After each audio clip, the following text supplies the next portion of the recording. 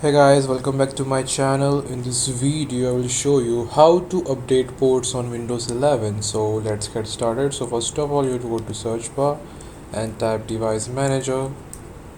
Open device manager. Now you can see this window, maximize it. In the left side you can see all the listed drivers. So go to the ports. As you can see here, double click on it. Now you will see the two ports, standard serial over Bluetooth as well as standard serial over Bluetooth link. So you have to click on first one. Now you can see the option of update driver. Click on this.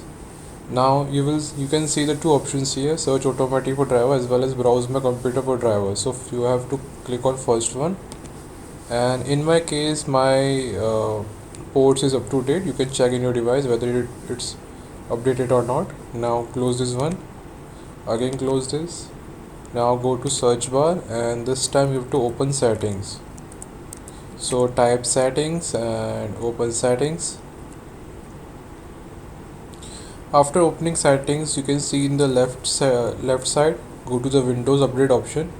You can see in the last and click on download and install, and it will start searching for the latest drivers in your PC or as well as laptop, whether you got a ports update or not. It will take some time. As you can see, it's installing. So here you can check the all the latest drivers for your Windows 11 PC laptop. Till then you can like and subscribe my channel, and if this video helped you, let me know in the comment section. Now click on check for updates. It will take 20 to 30 seconds.